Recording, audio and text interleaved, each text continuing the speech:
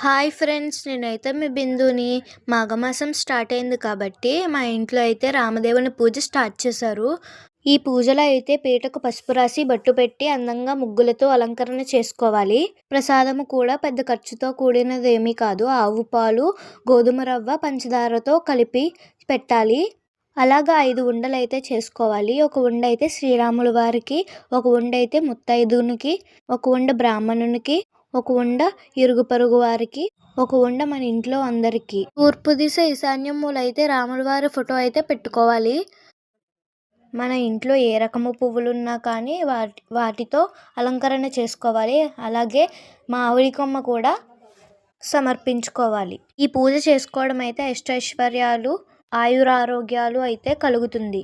ఈ పూజ అయితే మాఘమాసంలోనే కాదు, కార్తీక మాసంలో కూడా చేసుకోవచ్చు. అలాగే ఇంట్లోనే కాకుండా టెంపుల్స్లో కూడా చేసుకోవచ్చు. ఈ వీడియో నచ్చినట్లయితే లైక్ చేయండి, షేర్ చేయండి అండ్ సబ్స్క్రైబ్ కూడా చేసుకోండి.